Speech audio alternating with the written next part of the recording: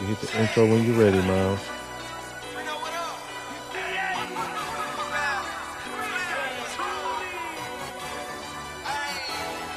It's time to tune in. We don't got the stats and the info. Rocking with Flem and be bad. That's my kinfolk. We got everything you need and some more. Reporting live with the sports. It's time for Uproar, Uproar, Uproar, Uproar, Uproar, Uproar.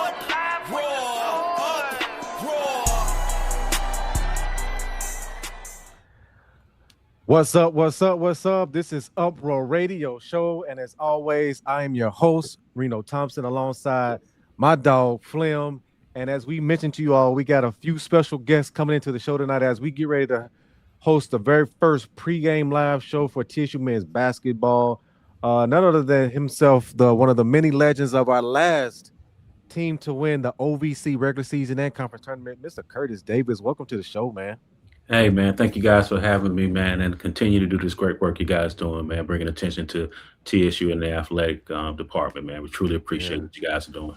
Definitely. And real quick, before we get any further into the show, for the folks listening and watching in, make sure if you're on our YouTube page, hit that like button, hit that subscribe button. Always stay locked in with us as we bring you more and more insights, updates, all things TSU athletics, man. But, Flem, I got to check with you first, man. How's it going, man? Hey, man, it is barbecue or mildew today. You know what I'm saying? It's barbecue or mildew today. What they say when the bear got his tail cut off, he said, it won't be long now. Okay? No, sir. So we about an hour away before the Tigers have a chance to capture something that hasn't been done. Well, I can't say capture because a couple of things need to fall in place today. Yeah. But it's quite possibly they could capture the OVC championship regular season, which hadn't been done in a long time since this great that we have on the show today. And we're going to get into that. Great seeing you, Curtis. What's going on, baby? Hey, man, not too much, man. Trust me. When you say it's been a long time, we're talking over 33 years now, my man. So we can't wait because, we don't want to be the Miami Dolphins where we toasting champagne every year after somebody lose, man. We want somebody to be the next champion here and continue with this legacy here at the end of the day, man. So we're rooting for these guys, man. And not only that they position themselves to win the conference this year, but also win the tournament this year so we can get back to the NCAA tournament where we belong, man. Yeah. Man, I'm gonna get right into it, man. We're gonna take it back, man, to your early beginnings, man. Just kind of walk me through, as you're coming on the campus and you're playing ball, man. When you think TSU basketball in that early '90s, what comes to mind right now as I asked you that question? What really came to mind was that we were a team kind of journeyman. We came from all different areas. I mean, you're talking Alabama, Michigan, Illinois. I mean, from everywhere. And we were these cast of characters who basically didn't know any better.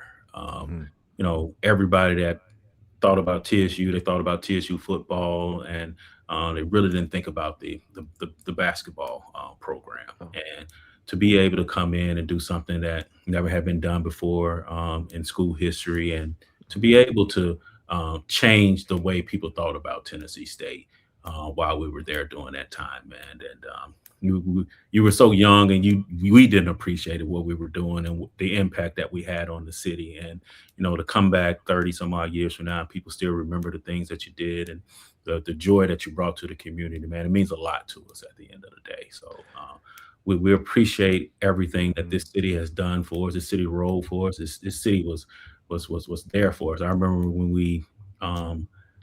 we came back from the NCAA tournament for the first time, man, and we had over 1,000 people sitting at the airport back in the day, waiting on us to come back, man. So those type of things, man, you'll never forget and you'll always cherish. Definitely. I think I shared this with you offline when we were going through pre-production that I was one of y'all's ball boys back in that time, man. My uncle, he was married to a lady that his stepson by marriage, AJ was you all's I guess he was like y'all's team manager. I believe it was, man. And I got the job because it was one day. For the folks who know this, right? You come in the Gentry Center, that back door of the Gentry Center that splits between Wilson Hall and Hale Stadium right there, the whole. We're coming right through that back door, and my cousin was like, because that was technically his stepbrother, right? And he was like, "Look here, man, can they be the ball boys?" Whatever. He pointed to me and my brother, and it was like, he looked at us, he's like, "Yeah, they can be ball boys today, man." So that's when I got that shirt right there, and I stood underneath the basket, right there on the tunnel side where you all came out from, man. So, like I said, that was my first time really just getting into all things TSU, which uniquely enough was, and Flem knows this well too, man. This was time when I would say basketball was running, the yard by then, because women's basketball and Connie and Carolyn and the crew was doing their thing, and then you all were doing y'all thing, man. So it was from Coach Phillips to Coach Allen, which we're gonna get into with Coach Allen, man. It was y'all's time, man. No. I mean, it was a great time. Like I said, TSU, it'll never change. It'll always be a football school. That ain't gonna change. No time soon. But if you look at the rich history of TSU, I mean, you go back to the Dick Barnetts and the NAIA titles that they won and things of that nature. To be connected to a rich history like that, to be able to come in and during that time, from I was there from 92 to 96, and to be known more for basketball than football during that time, man, meant a lot. Because don't get me wrong, we're always going to be rooting for every team on our campus to be successful, but it meant a lot more to be at a football school and to be able to be the dominant team on that campus at that time, man. It still means a lot to us at the end of the day. Oh yeah. That thing is, and you said 92 to 96.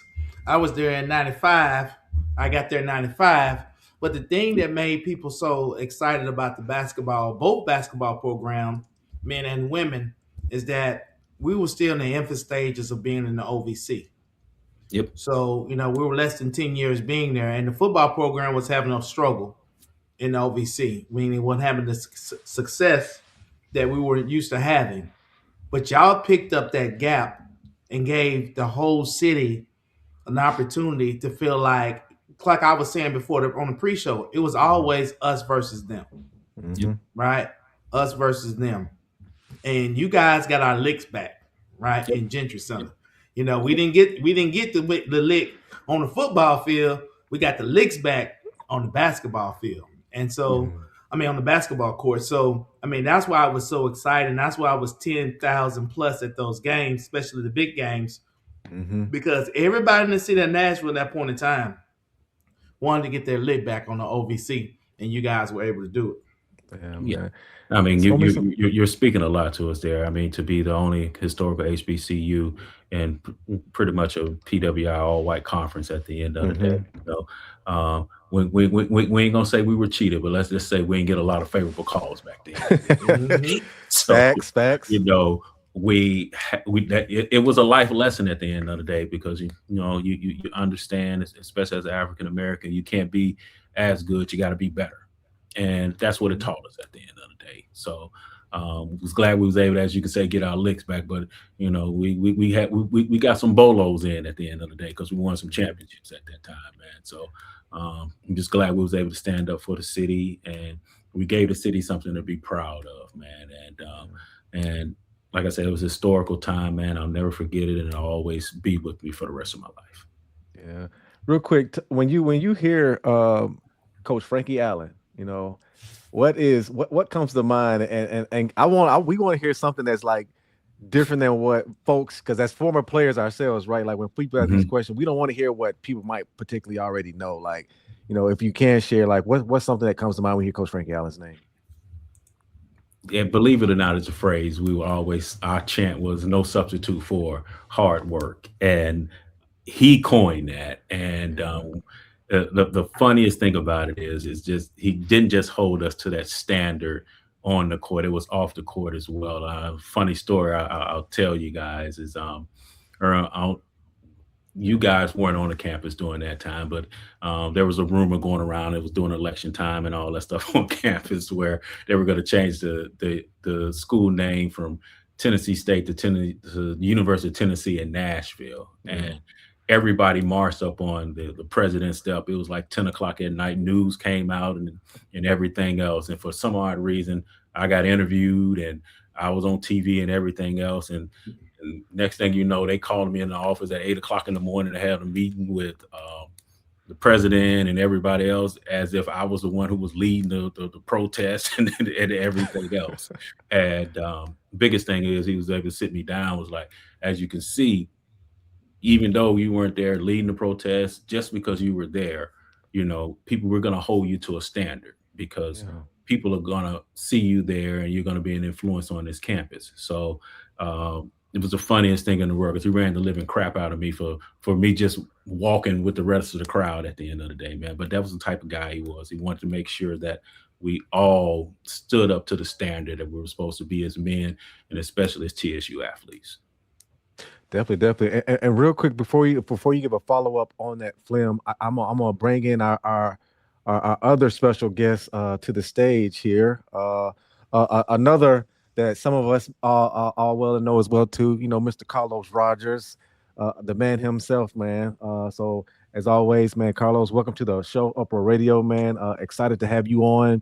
I know you and your guys, y'all talk all the time, man. So I know y'all connect all the time, but me personally, as I was just sharing with Curtis, man, just I got a chance to meet you all when I was a kid, and when I was y'all's ball boy back in that time, and y'all's team manager AJ, allowed me to be the ball boy that one Thursday night game, man. When I walked through the back door, the Gentry Center in between Wilson Hall right there, and was able to convince him to be the ball boy. So from that point on, man, just I was excited to be that close to y'all and watch you all do your work, man. But as always, welcome to the show, man. Thank you. Thanks for having me. Yeah, definitely. What's up, Cole? Am I allowed to call you that? Hey, in this day and age, man, they might put you in jail for all that. Good deal. Mr. Rogers, man, great seeing you. And I was just talking to Curtis, and I was talking about getting licks back. What you guys were able to do in that early 90s when football was struggling. I'm a football guy and played football, and then we was in the infant stage of being in the OVC, and we was trying to figure out a way to level the playing field and really show the OVC and the whole country, what Tennessee State was about. And you guys were able to throw bolos and get our licks back on all levels of the university.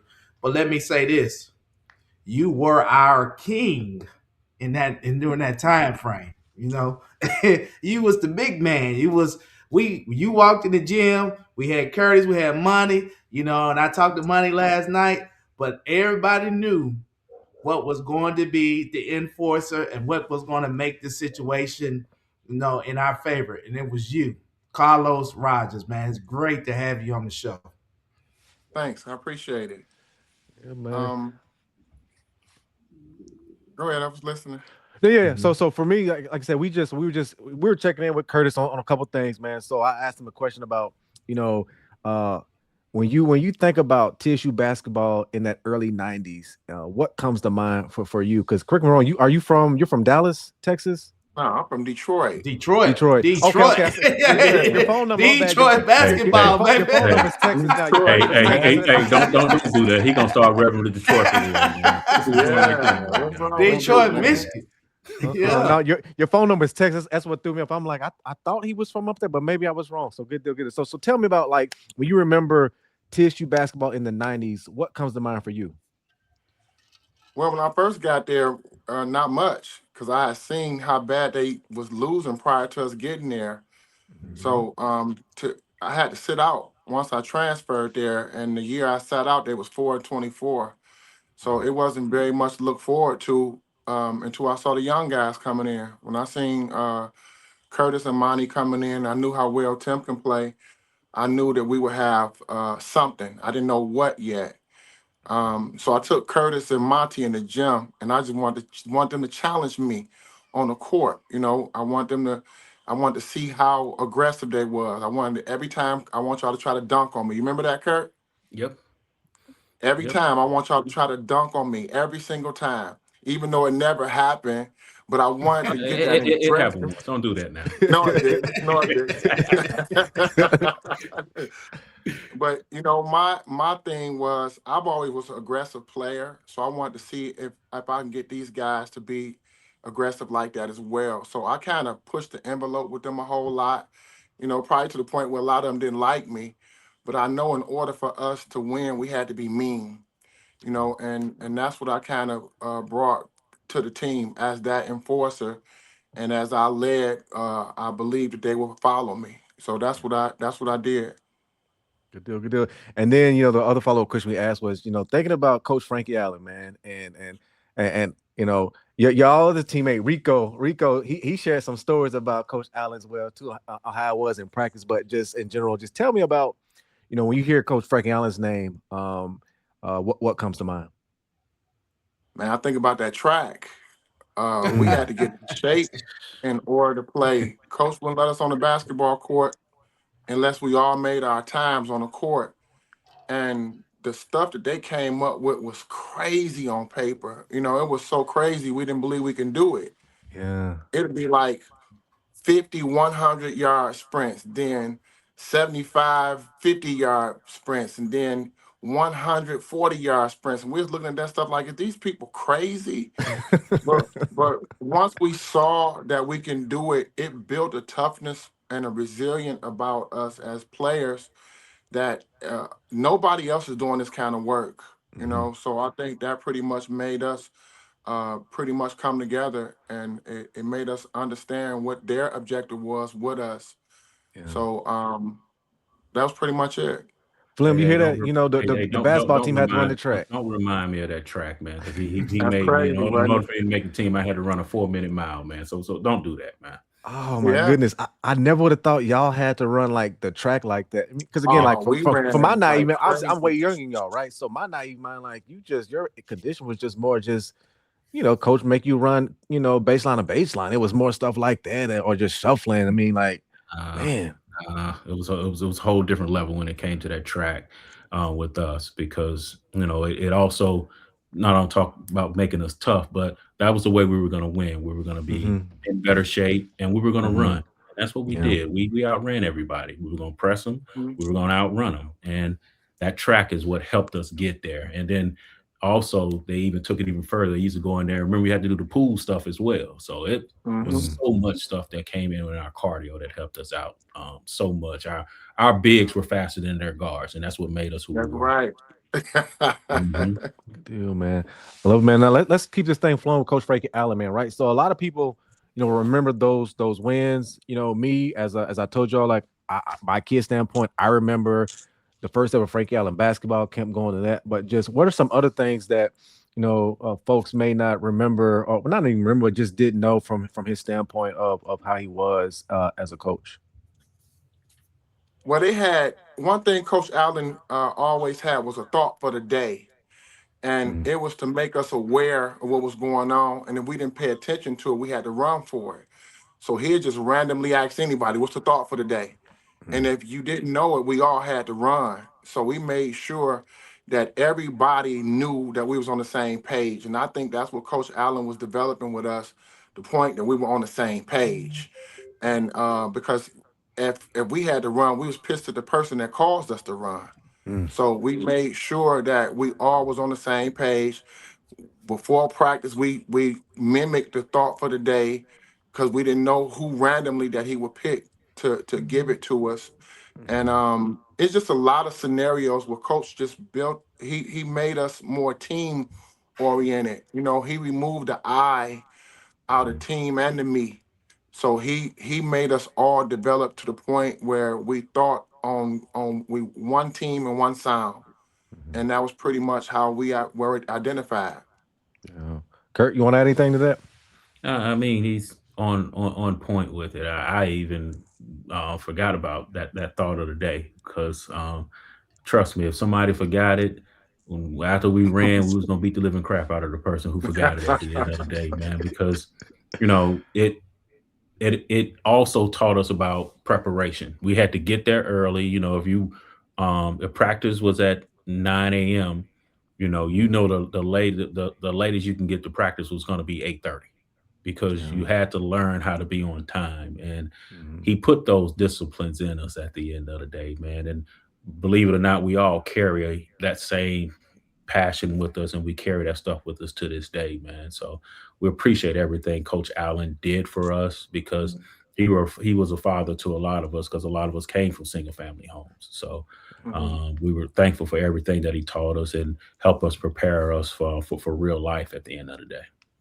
Man, I love that. I love that, man. Well, I'm not gonna keep hogging all these questions here, man. My co-host, man. I can't be greedy, man. So Flem, I'm gonna let you get on in there, man. Kick me out the way, man.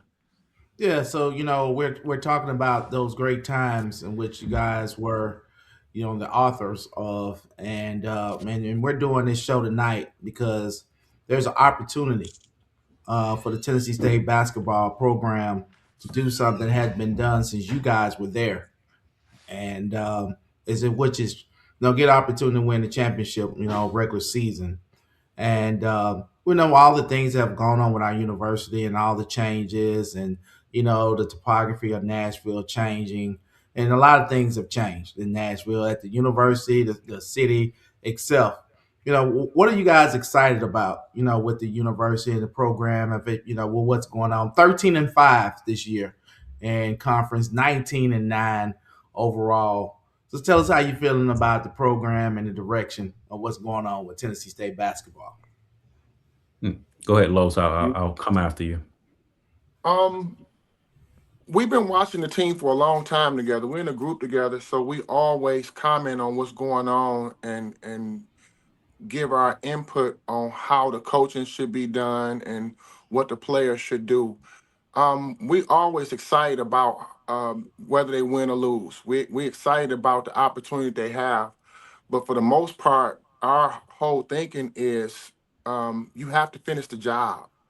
And I don't want the guys to get too excited about what's going on right now because the picture is way bigger than just tonight. You Mhm. have to get to the point now where you understand that this hadn't happened in a long time. You have an opportunity to make history because for the school not to go to the tournament in over 30 years, that got to be something, that a fire that's lit up under you that make you understand that we are not losing any more games, because you lose any games right now, you out of the race. So pretty much that's what how we look at everything. Coach Nolan really got these guys going, and it's good to watch. Because we look at the conference like we supposed to win. We're not Mhm. looking at it like it's anybody who's supposed to be our competition. We the long-standing people in that conference, so we supposed to win. We Mhm. always look at those other teams, SEMO and UT Martin and all those schools is beneath us, despite how everybody else look at it. We always felt that way, and we still Mhm. feel that way. We supposed to win. So Mhm. we don't get too overly excited about what's going on. We want them to win, but we expect them to win. Mhm. Mm. Well said. The biggest thing with this program that I've seen this year compared to years past, you see the difference in how the team plays. They play together. They play smarter. They play faster. You see them doing things in a unison that you haven't seen in a very, very, very, very, very long time. Um, I look at the players, and they're out there competing to win. They're not competing to say, "Hey, I got 20 points this game," or "I'm the leading scorer on this team." You're seeing them playing together with the passion of we want to be champions at the end of the day. Hmm. And you look at this team from top to bottom. They play well together. They don't care who is the leading scorer. They don't care who's the leading rebound or who's getting the accolades, just like we did when we were at that time. And to see them play this smart and play together, and you have to tip your hat to Coach Nolan Smith for what he has done with this team, because I have not seen a TSU team be this good in a very, very, very, very long time. Hmm. Okay, so sticking with that, so this is a part question that's going to tie in the times. One of the things when I talk about getting the lick back, when you guys won the championship, the officiating wasn't always that favorable. Okay, and I think I'm being kind. and you guys were able to overcome that. Kind of discuss how y'all overcame that during that time period. And we're in Cape Girardeau tonight. And something tells me that this same team might have some of those same obstacles. So tell us how you guys got over it. And then if these guys are listening to somebody or whatever, to give them some tips of how to overcome that tonight. Well, the biggest Coach thing. Allen didn't allow us Go to ahead. make any excuses for what's going to happen. So our objective was to win the game, whatever that costs, and don't get in the way of the victory, because us talking back to the refs or getting thrown out the game, that can cost you. So in order for them to be able, they have to be disciplined and understand that even we the only HBCU in the conference, and we always have been. And that right there, they didn't want us to win at all. And they have to understand that. But don't let that be an excuse for failing. So you have to go out and be disciplined and understanding that this is your job and you have to win this game despite what these referees do. If a referee call a bad call, get a referee a good call, ref. That get the referee off your back, instead of being aggressive with the referees and end up getting a technical foul. If it's going to be any technical fouls, let the coaches get it. Don't be the player that interferes with the game and the flow of the game because you got your ego at stake. So I think if they just stay disciplined and do what they've been doing and know that in order to beat teams on the road, you have to blow them out. So you have to go ahead and play defense. It's not just about offense. You got to take the plays that they allow you to have and don't just loft that ball up for threes all night. I mean, you're right when you say it. It takes a certain type of discipline, especially when you're on the road in a hostile environment, which they'll be in tonight. SEMO got a lot to play for too. Let's not act like they don't. They're tied for the conference lead as well. So Right. This is also you have to be disciplined in the fact that you got to understand you're going to have to send a message because you may run into SEMO again in the tournament. So you got to let that guy know man to man that, hey, I'm a better athlete than you. I'm a better player than you. And I'm also smarter than you at the end of the day. I'm not going to let you dictate or get me riled up to where I'm going to be making mistakes. I'm going to stay inside of my body and we're going to play our type of basketball because we know man to man, player to player, our roster, you guys are not as deep as us. You're not better than us at the end of the day. You have to believe that. And if you go into that with any type of trepidation, you're not gonna get the results that you needed. And we had great leadership from Carlos, Timmy, Monty, Michael Moore, people like that who kept us all level-headed at the end of the day. And you have to have leaders like that who are going to be that person who's going to step in and settle the team down when we do get riled up. Because there's going to be a time tonight that things are going to get tough, and they're going to have to react in the right manner in order to come out with this victory tonight. Definitely, man. Let me add on that. So that's one of the keys that I said, when Flem and Bath and I were talking about this Tuesday. I said, man, when it gets to this time in NCAA, right, it is point guard play is so important because point guard play settles you down when things just not right, right? Making sure we get a good shot, as you said, Los, right? Not just still going out here and jacking up shots, and we've seen what has happened, especially for us in history. I know you all went through it of having a game where the fouls were astronomically spread, right? Meaning it was 26, 27 against you all, and the other team was probably less than like 8 or whatever, right? But it's like, that's when, as you said, Los, man, you got to turn around and stay sound in it. Don't let the refs see that. Don't let the players see that. Again, that's all creating momentum. And for me, like, that's what I'm looking to see, to where keep that excuse out of the frame. Because at the end of the day, if you're staying disciplined in your structure and you're finding a way to still get good possessions, good shots, I like to think that we say the basketball gods, that the momentum will turn back in towards your favor if you're doing that.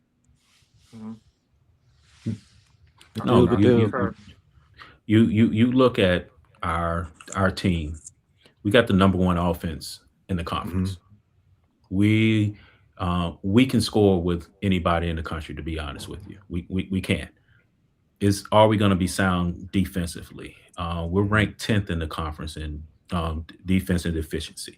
We're going to have to tighten up there. I know we play a up and down game, so teams are going to score more, but we're going to have to be disciplined. If you look at the last game that we played this past weekend, they were very disciplined on defense, and they were sound on defense, and they held that team and in the low 30s when it came to shooting percentage. If they can play like that tonight, they'll come out with this victory tonight. I'm looking forward to seeing how they react after they get punched in the mouth, because it's going to happen tonight on the road, and we're going to see if they're going to be able to get back up and then deliver a punch at the end of the day. So I see us coming out with this victory tonight, because we're not going to have any excuses. I think Coach Smith will have the guys ready.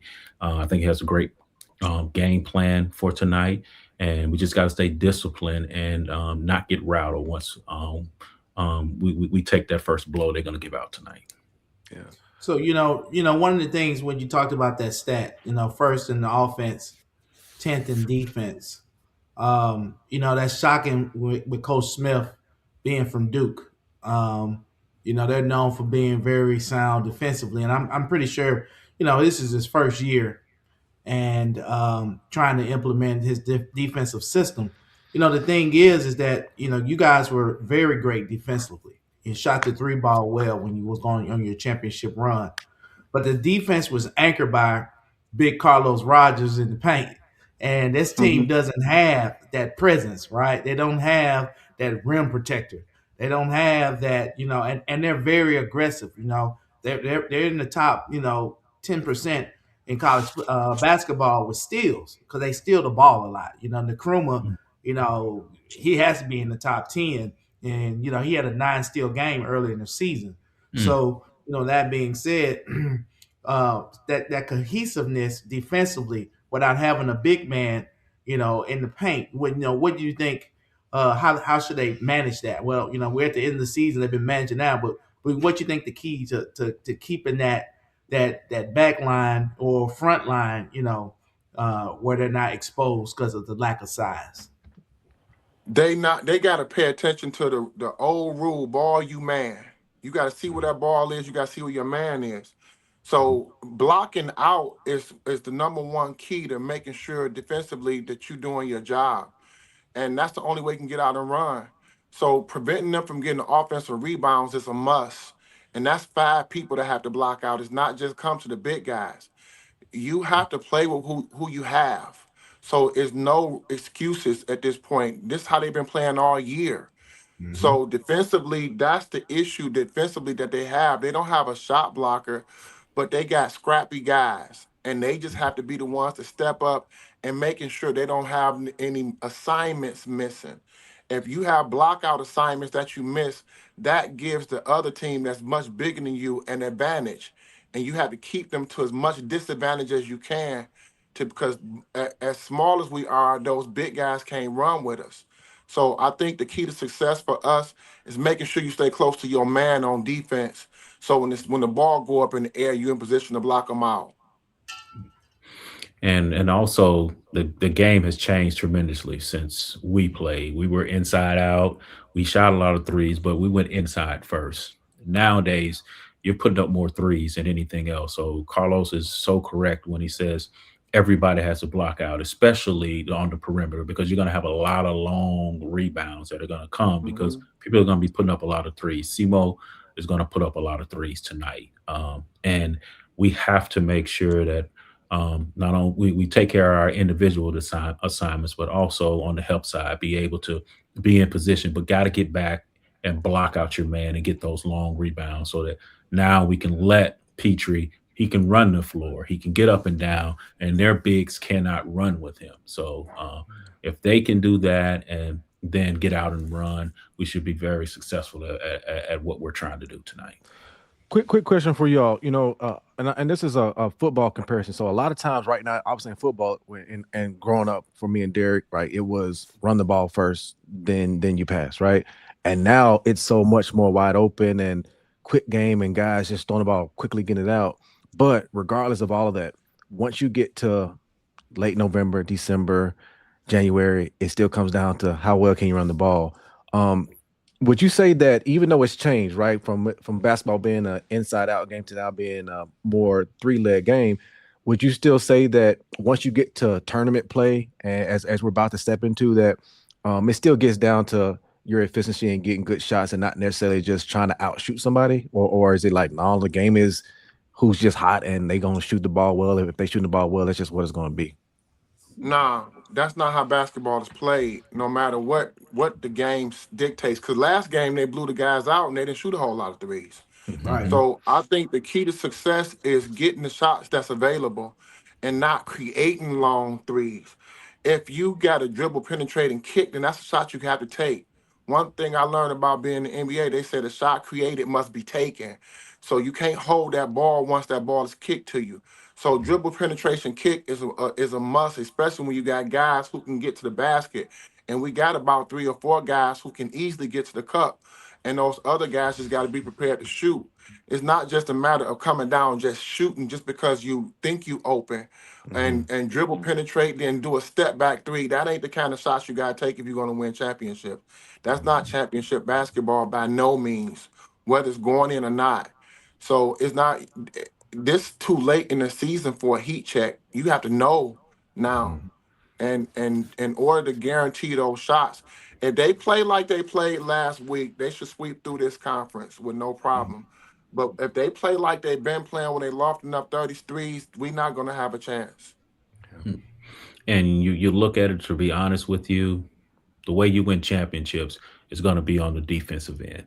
You look at what they did last weekend, their defense created all of those opportunities for them and it allowed them to get out in transition. If we can defend, put that first, because offense doesn't travel all the time, but your defense needs to travel wherever you go. So if they can get out and defend tonight and really, really, really lock down on that aspect there, I think our defense is going to create opportunities for us tonight to get easy buckets. Because one thing about being on the road instead of being at home, you're not familiar with those rims and things of that nature because you only play there maybe once a year. If you can get a layup, get things going, get something easy, then it makes it a lot easier for you when you're getting later in the games and you have to make those shots under pressure. So if we can get out defensively and really get our transition game going off of our defense, I think we'll have success tonight. So let me ask you a question. Let me ask y'all. This is a 2-part question. So we talked about the pregame. It's the pregame. We talked about the keys for tonight's game. But let's drop back 30 years ago. Let's talk about the character of the team and a couple of insight things that that I kind of skipped over, but our fans and followers will want to know. So who would you say on that championship back-to-back team was the best athlete on that team? Athlete. Now, when you say athlete, do you mean as the best athletic basketball player or the best athlete as in could play multiple sports? Jump out the gym, fast, strong. This was the freakish, attributes. The first off, what you expected in the other answer. That's the first thing. No, because a lot of people don't know. No. Number one, I'll give him that. But if I had to say overall, who was our best overall athlete who could play, I would probably say Tim Horton. It's probably who I would say. Tim Horton, the point guard. Yes. No way. It was you, Carlos. For sure. We played every sport. A lot of people don't know that. We played baseball. We beat the baseball team in baseball. We played football. We played we played everything, and I've always been I can play every sport. So that's why I say in me, it's not just basketball. I'm a great baseball player. I was a great football player, great basketball player. I'm just a competitor, So my thing has always been by all means necessary. So that's what I brought to the table. Everything we did. No, I got you. I love it. I mean, the Carlos Rogers was probably the best basketball player that came through Tennessee State. That's just period, point blank. To me, there's no denial with that. We can try to bring up other names and things of that nature, but I think he did I think Carlos Rogers, in my estimation, in my humble estimation, did the most in the shortest amount of time. a lot of the guys had to be there 4 years, 3-4 years in order to achieve what he did in 2 years. So because a lot of them can't run around and say they were back-to-back conference champions. They can't say that, they went as a lottery pick in the NBA draft coming from an HBCU and only playing there 2 years. Most of those guys stayed there 3 or 4 years and had to build a reputation. He didn't have all that time to do that. So my hat's always going to be off to Carlos Rogers, and I'm always going to say he was the best player to ever come through TSU. Not just because he was my teammate, because of what he did while he was there. So, all right. So the second part of that question, are you back with us, Carlos? I got a bad connection. Well, I think it's your audio. It's coming through distorted right now. Yeah. Well, I think you're joining us from overseas, aren't you? Yeah, I think he's over there in China. So. No, I never do my connection, man. What y'all talking about?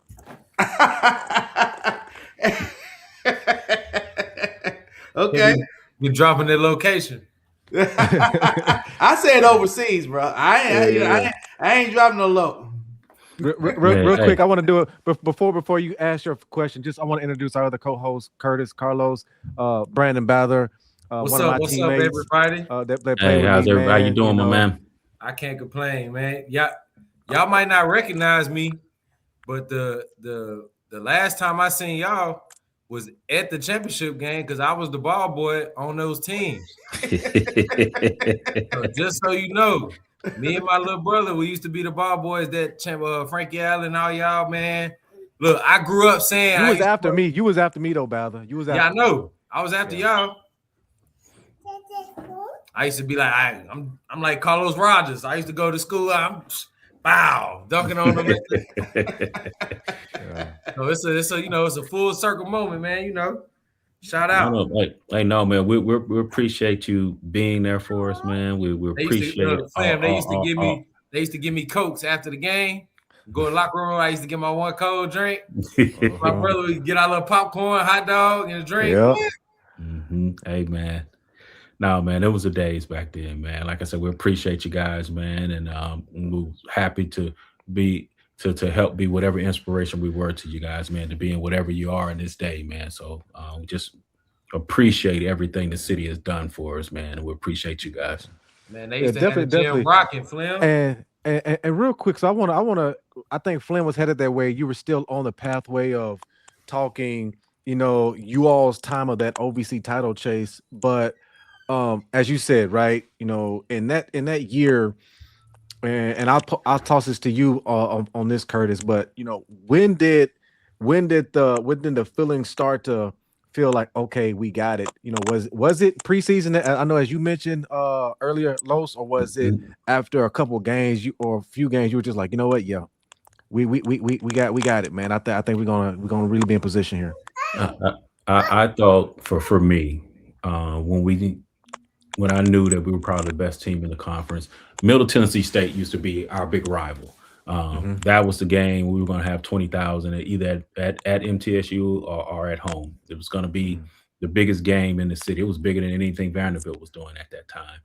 And we went on the road and we played Middle Tennessee State, and we went up there and beat the living breaks off of them at the end of the day. And I knew we had something special after that because no one expected anything of us at that time. And to go up there and be able to win that game convincingly gave us the momentum to make that run that year. And there was no team that was better from us top to bottom. We had whatever team we played at every position, we were a better man than anybody. And our bench was better than a lot of the teams that we were playing starters. So we got that confidence in my mind during that MTSU game, and we took that and we just ran with it the rest of the year. Los, you agree, or you got a different one for you? Yeah, I think my thoughts is different than Curtis because I knew we were good when we played in the summer leagues together. Once I saw how we gelled individually, because we all were separated in the Vanderbilt Summer League, and all of us that played, Tim was the lead scorer for his team, Monty was the lead scorer for his team, Curtis was the lead scorer for his team, I was the lead scorer for my team. So we all was the lead scorers for our particular teams. So when we leave Vanderbilt from that summer league, we played together outside of Vanderbilt. We played everywhere we played together. We wouldn't play with nobody else. So when we go up to Fisk, we beat the crap out of them. We go up to Vanderbilt, we beat them. Every park we went to, we played together. And I think that whole summer together, we gelled real quick. Because I looked at it like we don't have a whole lot of time to get to know each other in practice. So we got to get to know each other in the summertime before the season even started. So I think when we got to the point where we gelled like that, beating guys from Vanderbilt and beating those guys in fifth and middle, it was I think the whole time we played. Gotcha. Good deal. Yeah, man. That's where it is. And I know it's still, yeah. Just so you know, Los, your audio still coming through just a little distorted on my end. I don't know if it's just me, but like I said, I don't. I know it's not much we could do about it, man. We just gonna keep this thing rolling, man. But I could still capture what you were saying there. Just talking through. Just it was what you all had. Your expectations, like you said, started in the summer league, man. And just you felt it and believed it then, man. So like I said, that's one of those things where I've always been curious of, because I know from my standpoint, and particularly with the MTSU game for you, Curtis, right? Um, there's a time as a player where maybe it's early in that week you just feel right, or maybe it's just as you wake up that morning on the game day you just feel right, and then you take that first shot and it's just like, yeah, it's about to be a good one. And again, like it just happens that way, man. And I'm just for your perspective of you as a player, Curtis, when was it for you, just forget just about this championship run that you all had, but just for you as a player, when did you become to really gain, your confidence? Obviously, as a high school player, you come in, you feeling good, but there's still always an adjustment, right? But when did you feel good about your abilities, coming from the high school ranks into this college ranks? Really, it was over the summer, and Los has talked about that a lot. That summer gave me a lot of confidence because we were playing against players that summer who were, juniors and seniors, and we were dominating them. Nobody knew who we were. Nobody cared who we were. They actually even laughed at us because we were all going to Tennessee State at that time.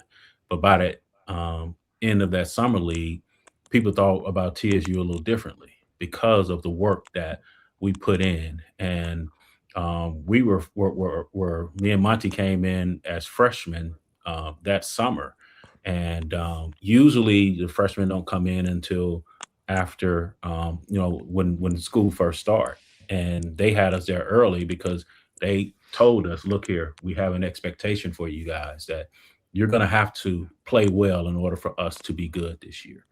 So that lit a fire on us, and Los was on us the whole summer. You guys gonna have to do this. You're gonna have to do this.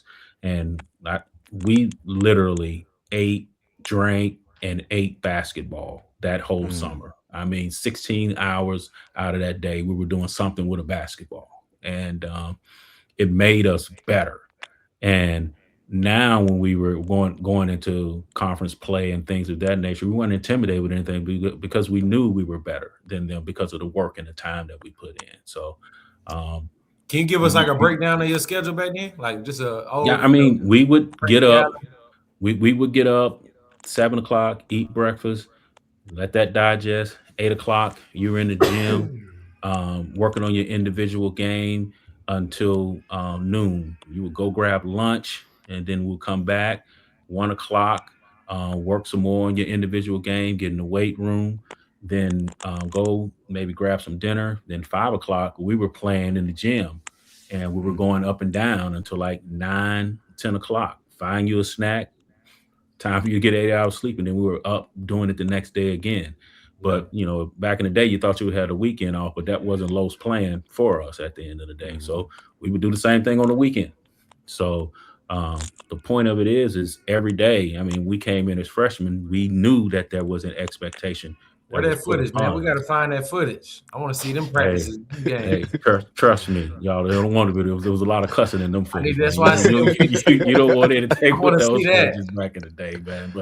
But no, it made us all who we were at that time because I know me and Monty every day we knew that in order for this, when they put a demand on you and they say as freshmen, look here, this team is not going to do well unless y'all play well. That was put on us. You can either take that as pressure or you can take it as an honor that somebody believe in you that much that hey, if you play well, we're gonna do well. And you look at it and it got down to the end of the year and you look at the OVC tournament and the three people who was there that summer, Carlos, Monty, and myself, we made the all tournament team that Yeah. year because we put the work in Yeah. and we believe that we deserve to be there at the end of the day, man. So I'll always cherish that summer because I thought I was working hard when I was in high school and Mhm. didn't figure out I wasn't working hard until I got to college and I got around Carlos and Monty and they made me take my game to that next level. Real quick, Los, tell me this. As you were coming in from Little Rock, Arkansas, when Coach Allen, brought you in, your leadership, was that just you naturally, or did you and Coach Allen have some form of like a conversation that he said, this is what I need from you, or you just said, or was it just you like saying, Coach, like I'm gonna be like this, man, because I'm not here to play, man. I'm here to get it done. It was not natural because when I was at Arkansas Little Rock, I wasn't the leader. I had to watch Mhm. the leader. So being there and winning the championship with them, I learned how to lead. And I made a promise to myself, like I won't be just a regular player at Tennessee State. I was going to insert myself, you know what I mean, and make sure that I make those guys be accountable for their plan as well as myself. I put a lot of pressure on myself to be good, man, and to be damn near perfect. So, and I held those young guys to the same standard as myself. Like, and I need y'all. When they double team me, I need you to hit these shots. I need you not to turn the ball over. I need y'all to help me rebound. So it's been a lot of time. I'm surprised we all still friends because I was on their asses all the time, man. So, but it was all in love. And I just had learned what it takes to win at that level. And I had to help get these guys up to understand that. Because like most of them believe that their work ethic was good enough to win championships already because they probably had already won. But they don't understand that this is college now. And these guys are older than you, they're bigger than you, they're stronger than you. So we have to raise ourselves up in order for us. And they already, I seen in the magazine, they had us down as last place in the league. And that burned the fire up under me. And I put that Mhm. same fire on them guys. I love it, man. So tell me this, man. I'll say I know we're coming up on the we're just over the top of the hour here in the game. As always, you all the folks, the game is going to kick off on ESPN Plus in the next now 36 minutes, man. So ESPN Plus, make sure if you with Big Blue, no matter where you are across this country, across this globe here, make sure you're tapping in, man. Let's cheer these boys on second fillers. So this is what I want to do before we get up out of here. I'm gonna start with the non analysts here. So the football guys, I'm gonna go to you, Coach Bath, on this. What do you want to see from the team tonight that lets you know, like, hey, we're going to get it done to get Man, this win. I want to see this rebound number, man. I want us to out rebound them guys on the board, offensive rebound, defensive rebound, get the ball down the court, high flying Tennessee State basketball. That's what I'm trying to see. Yeah. Flem, tell me, what's the one thing you definitely know you want to see? Well, I'm gonna answer that question, but I do have one other question that got left out.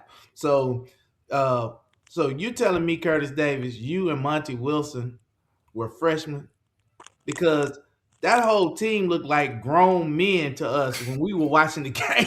Mhm. No, I we mean- were no, we were freshmen, and they roomed us together for a reason at the end of the day, man, because we had to hold each other to a standard, and we had to also be there for each other at the end of the day, because there were times that did get tough at the end of the day, because Yeah. you're coming from high school where you're getting 20 shots a game to now where you're becoming a part of a team and you're building something at the end of the day. Mm-hmm. And we, like I said, there were a lot of expectations put on that room at the end of the Mm-hmm. day. Yeah. And we had to hold each other up. But at the same time, that team, we had great leaders like Carlos, I mean, Rico Beasley, Greg Watkins, and people like that who were always in our ear. There was never a time where we didn't have the upperclassmen who didn't hold us up. Now they got in our ass, and excuse me for my language, they got in us at the end of the day. But at the same time, they held us up. Like a person like Rico, he's given me the greatest advice that I've ever had in life, because I was one of those guys who was super emotional and always high strung at the end of the day, and he was the one that would always help me calm down before games, because he knew how to lead, he knew what to say while we both were on the bench, because we were going to go in at the same time. So to have leadership like that, and then now all the things that they taught us that we're able to transfer over to real life right now in our careers and things like that, I can't do nothing but always be indebted to these guys.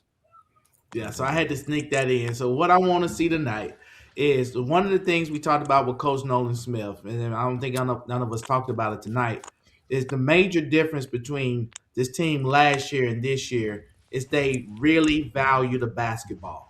They don't turn the basketball over. They really value the basketball, and the free throw percentage of shooting is amazing. So don't turn the ball over tonight. That's normally how we play ball, and shoot over 75% at the free throw line. And hopefully we get 20 free throws, because that's in question. You know what I mean? And if that happens, man, the Tigers win tonight. Yeah. For me, it's I'm gonna stick to it, man. As I said earlier, it's about point guard play. Like I believe in point guard play, keeping you sound, and when things are not going good, making sure you get good shots. As Lo said, get rhythm shots, right? If we driving in and we get a kick out and you in rhythm, you in that corner like 2-4 used to be Monty. I need you to pull it and be ready to go. Like let's make this, let's put that pressure on, make it hurt.